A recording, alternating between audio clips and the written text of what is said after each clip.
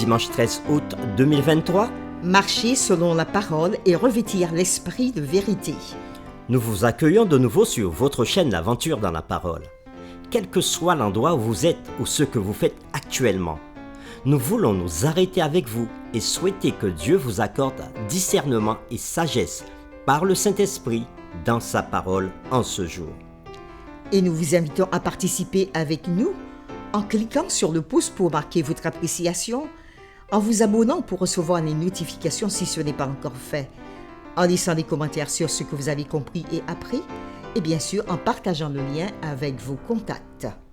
Le texte à mémoriser que nous vous invitons à dire avec nous se trouve dans Éphésiens chapitre 4, les versets 21 à 24. Vous avez été instruits à vous dépouiller, eu égard à votre vie passée, du vieil homme qui se corrompt par les convoitises trompeuses, à être renouvelé dans l'esprit de votre intelligence et à revêtir l'homme nouveau, créé selon Dieu dans une justice et une sainteté que produit la vérité. Nous vous invitons à le redire avec nous. Éphésiens chapitre 4, les versets 21 à 24.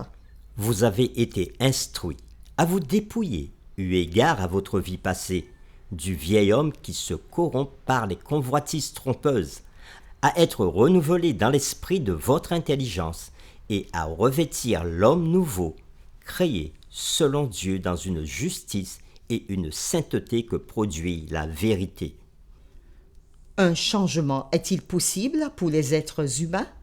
Dans quelle sphère de notre vie avons-nous besoin d'un changement?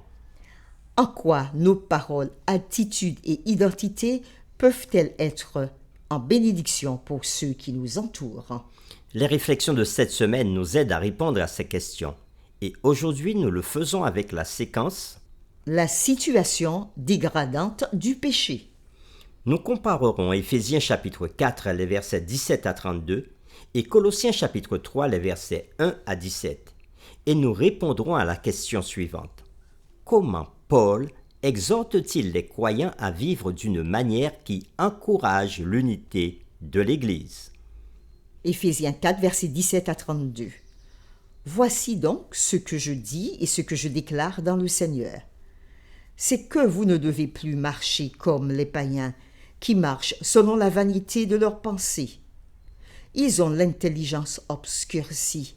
Ils sont étrangers à la vie de Dieu, à cause de l'ignorance qui est en eux, à cause de l'endurcissement de leur cœur. Ayant perdu tout sentiment, ils se sont livrés à la dissolution pour commettre toute espèce d'impureté jointe à la cupidité. Mais vous, ce n'est pas ainsi que vous avez appris Christ, si du moins vous l'avez entendu, et si, conformément à la vérité qui est en Jésus, c'est en lui que vous avez été instruits à vous dépouiller, eu égard à votre vie passée, du vieil homme qui se corrompt par les convoitises trompeuses, à être renouvelé dans l'esprit de votre intelligence et à revêtir l'homme nouveau, créé selon Dieu, dans une justice et une sainteté que produit la vérité. C'est pourquoi renoncez au mensonge. Et que chacun de vous parle selon la vérité à son prochain. Car nous sommes membres les uns des autres. Si vous vous mettez en colère, ne péchez point, que le soleil ne se couche pas sur votre colère. Et ne donnez pas accès au diable. Que celui qui dérobait ne dérobe plus, mais plutôt qu'il travaille en faisant de ses mains ce qui est bien, pour avoir de quoi donner à celui qui est dans le besoin. Qu'il ne sorte de votre bouche aucune parole mauvaise, mais s'il y a lieu, quelques bonnes paroles qui servent à l'édification et communiquent une grâce à ceux qui l'entendent. N'attristez pas le Saint-Esprit de Dieu, par lequel vous avez été scellés pour le jour de la rédemption. Que toute amertume, toute animosité, toute colère, toute clameur, toute calomnie, toute espèce de méchanceté disparaissent au milieu de vous. Soyez bons les uns envers les autres, compatissants, vous pardonnant réciproquement comme Dieu vous a pardonné en Christ. Nous lisons maintenant Colossiens chapitre 3, les versets 1 à 17.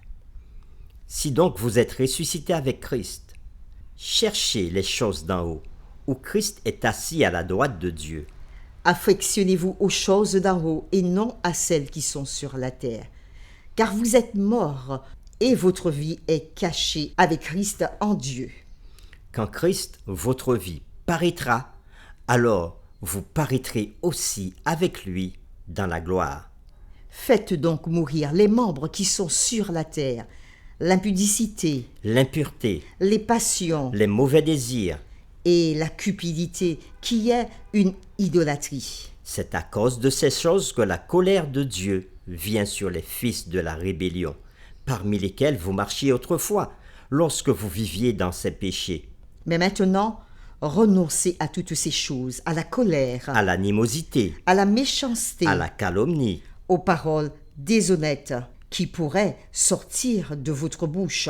Ne mentez pas les uns aux autres, vous étant dépouillés du vieil homme et de ses œuvres, et ayant revêtu l'homme nouveau, qui se renouvelle dans la connaissance selon l'image de celui qui l'a créé, Et il n'y a ni grec, ni juif, ni circoncis, ni incirconcis, ni barbare, ni scythe, ni esclave, ni libre. mais Christ est tout en tous. Ainsi donc, comme les élus de Dieu, saints et bien-aimés, revêtez-vous d'entrailles de miséricorde, De bonté, d'humilité, de douceur, de patience, supportez-vous les uns les autres. Et si l'un a sujet de se plaindre de l'autre, pardonnez-vous réciproquement. De même que Christ vous a pardonné, pardonnez-vous aussi. mais par-dessus toute chose, revêtez-vous de la charité qui est le lien de la perfection, et que la paix de Christ, à laquelle vous avez été appelés pour former un seul corps, règne dans vos cœurs, et soyez reconnaissants. Que la parole de Christ habite parmi vous abondamment. Instruisez-vous et exhortez-vous les uns les autres en toute sagesse, par des psaumes, Par des hymnes, par des cantiques spirituels. chantant à Dieu dans vos cœurs sous l'inspiration de la grâce. Et quoi que vous fassiez, en parole ou en œuvre, faites tout au nom du Seigneur Jésus, en rendant par lui des actions de grâce à Dieu le Père. Fin de la lecture. Après avoir comparé ces deux textes, Éphésiens chapitre 4, les versets 17 à 32 et Colossiens chapitre 3, versets 1 à 17, répondons à la question: comment Paul exhorte-t-il les croyants à vivre d'une manière qui encourage l'unité de l'Église? Dans la section précédente, Éphésiens 4, versets 1 à 16, le thème de Paul était l'unité de l'Église. Lorsque nous comparons Éphésiens 4, verset 1 et Éphésiens 4, verset 17, nous notons à quel point ces deux exhortations sont similaires sur la façon de marcher ou de vivre. Relisons ces deux versets.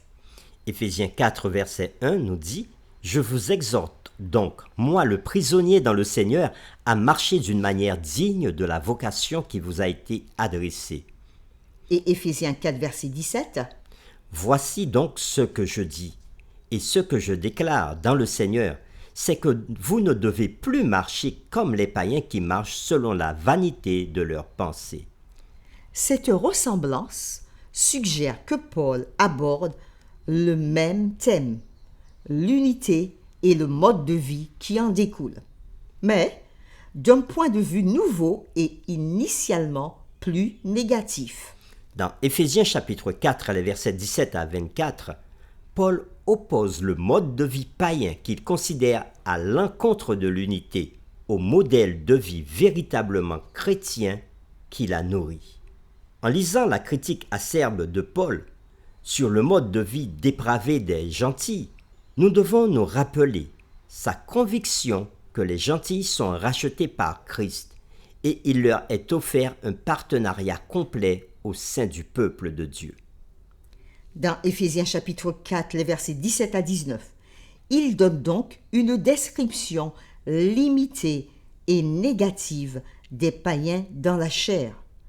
Paul ne se préoccupe pas seulement des péchés ou des comportements spécifiques manifestés par les païens. Paul s'inquiète d'un modèle de comportement que les païens présentent. une trajectoire de vie en proie au péché qui se développe. Nous avons, au cœur d'Éphésiens chapitre 4, les versets 17 à 19, le portrait d'une spiritualité insensible. Il est dit, à cause de l'ignorance qui est en eux, à cause de l'endurcissement de leur cœur, ayant perdu tout sentiment. Cette spiritualité insensible est la source de la compréhension obscurcie, mise en évidence au début du passage, où Paul dit « selon la vanité de leurs pensées ». Ils ont l'intelligence obscurcie, ils sont étrangers à la vie de Dieu. Ce que nous avons lu au verset 17 et 18. Il met en évidence la dépravation sexuelle qui est à son paroxysme, puisque Paul dit « ils se sont livrés à la dissolution pour commettre toute espèce d'impureté » au verset 19.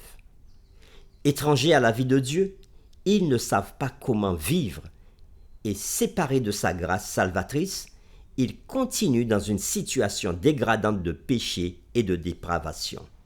Pour terminer, réfléchissons sur cette question. Quelle a été votre propre expérience sur le pouvoir que le péché a de continuer à entraîner une personne à commettre encore plus de péchés? Nous vous invitons à prier avec nous. Seigneur, nous te louons, nous t'exaltons et nous reconnaissons ta grandeur, ta toute-puissance encore en ce jour.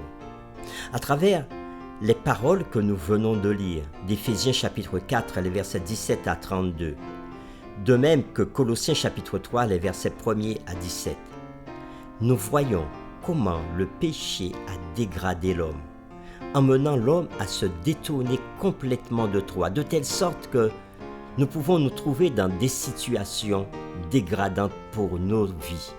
Et ainsi, nous pouvons être plongés dans la noirceur du péché, avec toutes sortes d'agissements contraires à ta parole, contraires à ce que tu veux pour nous. Ce péché entraîne chez nous l'endurcissement et l'insensibilité. Et alors cela entraîne la discorde. Mais toi, Seigneur, tu veux que nous puissions vivre dans l'unité.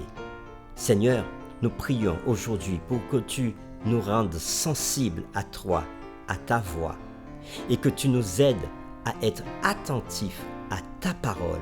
Nous t'avons prié au nom de Jésus. Amen.